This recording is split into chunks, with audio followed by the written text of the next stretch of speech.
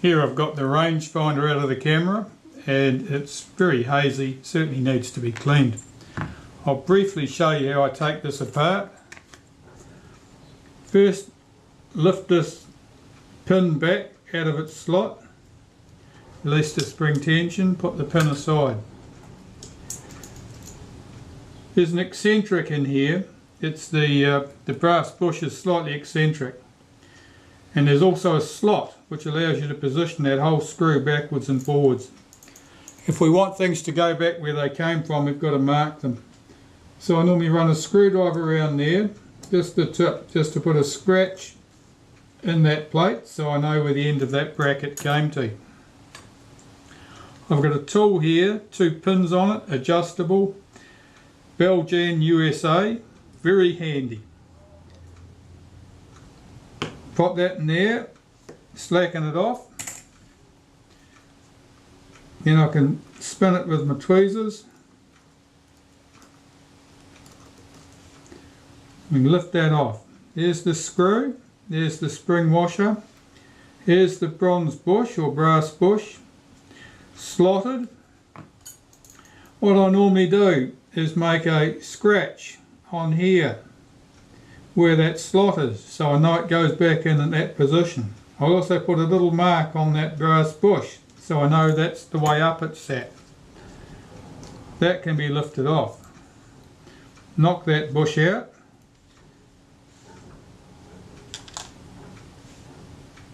The sliding piece, the piece that's screwed into, slides in a track inside. There it is there, slide that out of the way. The prism on the end, 2 screws, they fix it. They also serve to adjust your vertical alignment. So I remove those screws, take the prism out, pop that aside for cleaning. At the back, a single screw covers the rear lens. Take that screw out, take the cover off,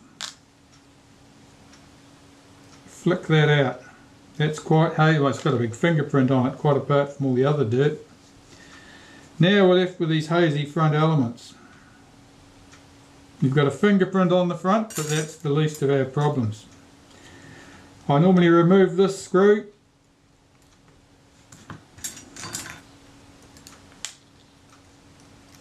take that plate off that holds everything in. Now we need to remove these central elements. There's a spring here, a clip here. I slide that out. It allows me to slide out that frame with the silvered frame on it, that glass and that black frame. The front components are the ones that left. I'll have a go at getting that spring out. The spring comes out. See if those components are loose. And they're not. I'll have to get the acetone. This is where it gets tricky. Don't want to make a mess.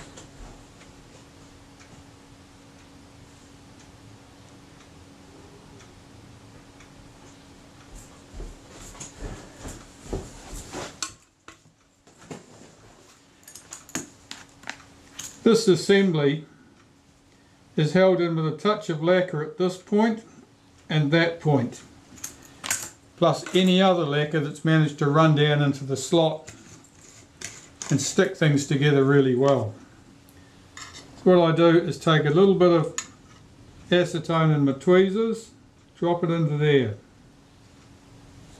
flip it over, do the same on the other side.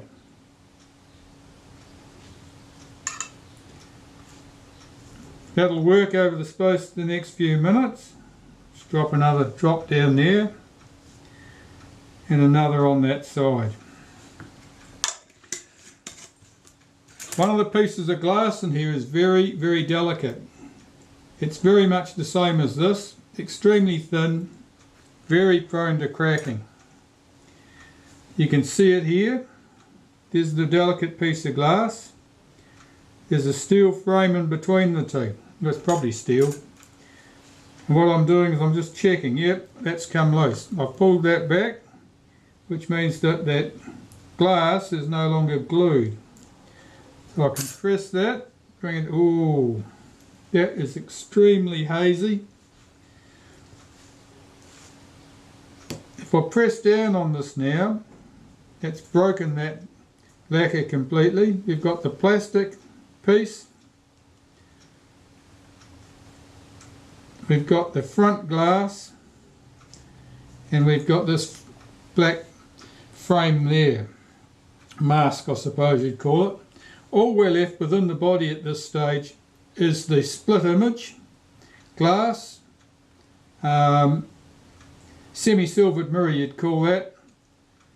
You don't want to touch that with your hands, the silver comes off really easily. That'll get cleaned in the ultrasonic cleaner. This big greasy mark here we'll have to take off with solvent first, and then we'll have to clean up the rest of the glass. But I'll do that off camera.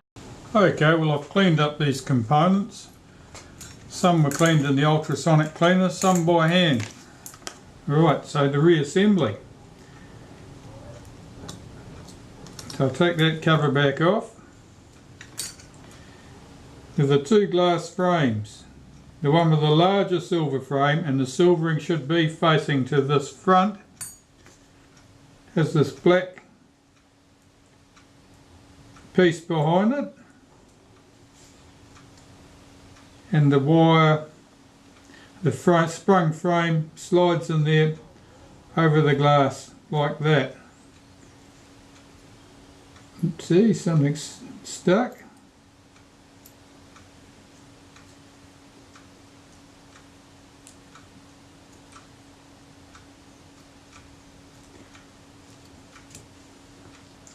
Something ain't right.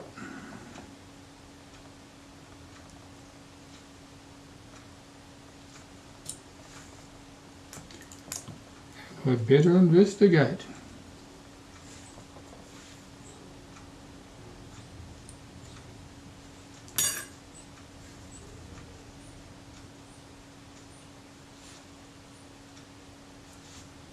Nope. I'll let you know the answer when I have it.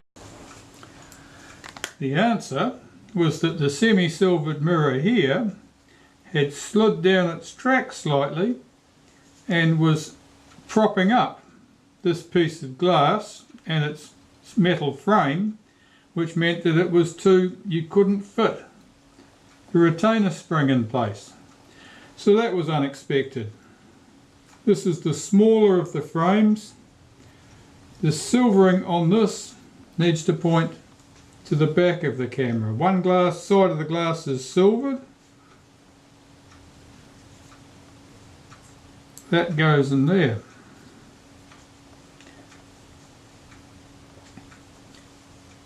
The front lens, that's concave on the inside face, not the outside face.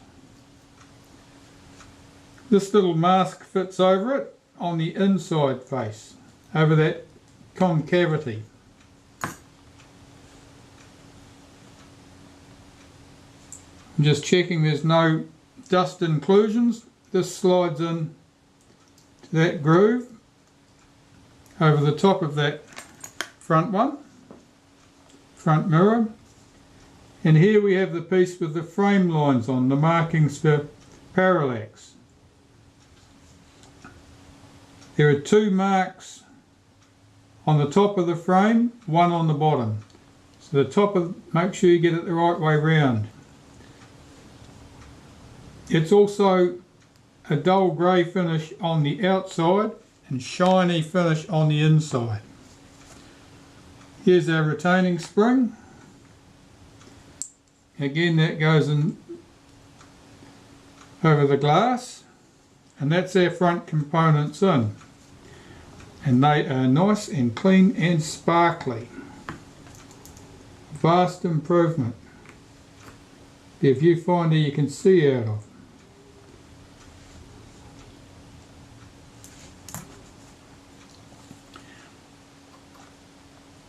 Our rear lens.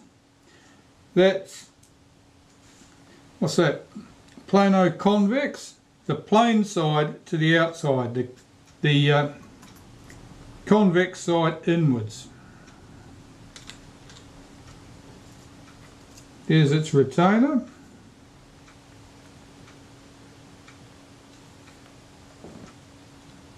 There's the screw.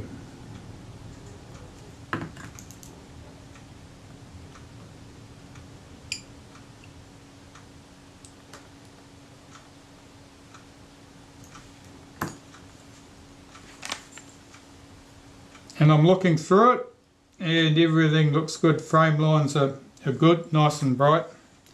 That's exactly what we want. Pop that to one side for a second. We have this component. I've cleaned that glass lens. I've cleaned all the old lubricant off here. So I need to wipe some of my favourite molybdenum round in here. And there's the bronze bush. It's got its marks on it so I can see which way up it is. I'll just pop that into place. Line that slot up with our mark. And we're good to go. On the body, I rub a little bit of molybdenum on here. And you don't want to overdo that because it'll be sticky, like a vacuum seal, and the arm will just stick down onto it. Well, I hope you can see okay there. The sun's come round so it's a bit of high contrast. Right, as I was saying before we ran out of battery there, this little threaded insert needs to go inside here, into that slot. You have to reach in around the corner and drop it into place with your pliers. I'm just poking and prodding that to get it to sit down. Of course it won't. That's better, now it has. This is how I deal with it. I hold it in position with a large screwdriver. You can see the insert there. I hope you can see, we're probably too close to the camera now. The arm goes on.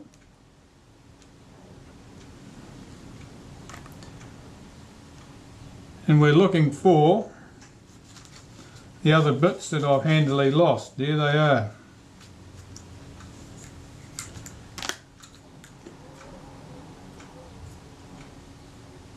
A touch of lubricant either side here. You see that bush revolves quite easily in there. Make sure we don't disturb that too much.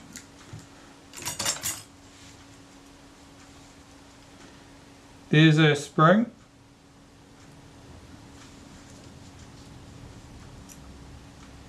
And here is the screw. So I've just got to centre up on that bush.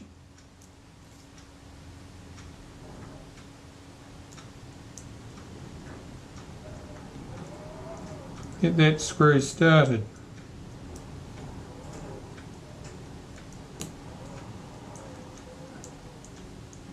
That was it. That started. Of course the bush is trapped now, it can't get away, so we're as good as gold. Right, what I'm looking for here is that mark that I made on the housing, and I'm making sure that the arm is all the way down to that mark and no further. This is fairly important because otherwise you can go crazy trying to get things aligned. I'll just check that I can see that line. Yeah, there it is. Let's bring that back, back. That's good. I'll just snug that down and use my Belgian tool.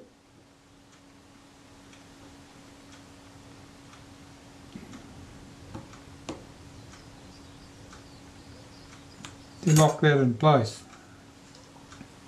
I was checking that moves freely, and it does. Swing this spring up, we need that, that's the return spring. And we have, if I can find the right tweezers, we have the bar here that the spring hooks onto. So I'll tip this back so I can get that through the end of the spring. And this, I usually only have to have about 2 or 3 shots at this job. Pull this back against the spring and drop the lever into that groove. That went first time. I'm amazed. I'm very impressed. So far so good. The last thing we need to do now is insert the prism.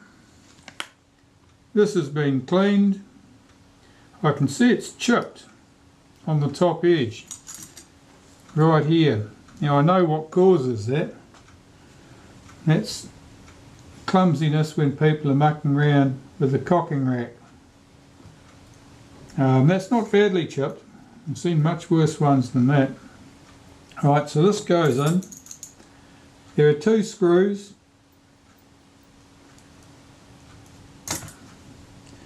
They retain this component and they also adjust it. And what we're interested in here when we're getting it adjusted, that's the vertical adjustment, vertical alignment. So we'll get those looking fairly level.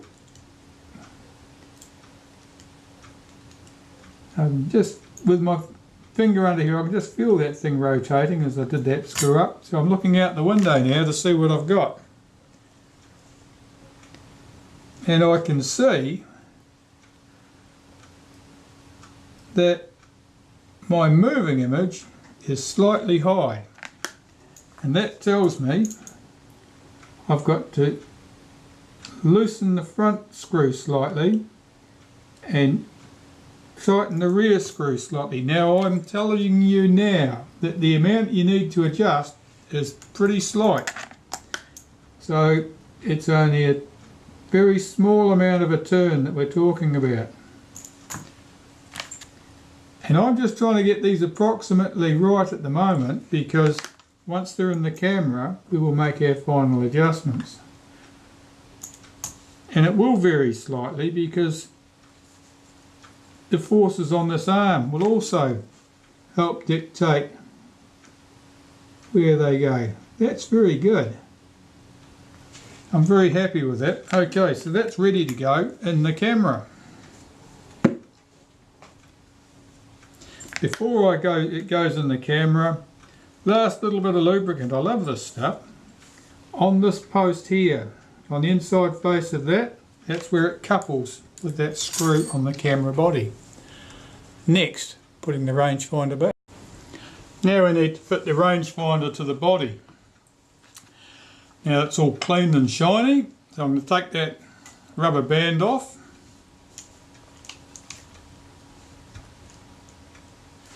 The rangefinder of course fits here. Make sure your focus is back at the infinity mark. And here I apply a little bit of lacquer. This is to lock the rangefinder casting on the body casting so it doesn't move, which is particularly important if cameras get thumped. The rangefinder can move on the casting. If it moves, and it doesn't take much, the alignment will be wrong. So if you want it to stay good, you have to make sure it's aligned. Now I'm just going to check the alignment of those holes, check that that's over the post, and it is. Take the screw, eye drops straight into the hole. Just loosely do that one up, find its mate. Drops in here. Again, perfect shot.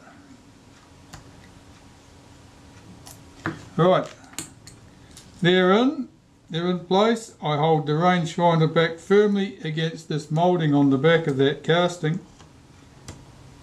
Get a decent sized screwdriver and just nip those screws up. Don't go crazy, you'll strip the damn things out, and that is no fun at all. Alright, so now when we move the focus on the down here, the rangefinder should swing in and out. So far so good. Now I've got to align this. Your adjustments, and there's no point watching this because you won't see anything useful happening. This locks your horizontal adjustment, that screw, that's your main adjustment, that locks it. This screw adjusts it. So you can see that this arm is swinging in and out relative to the body there.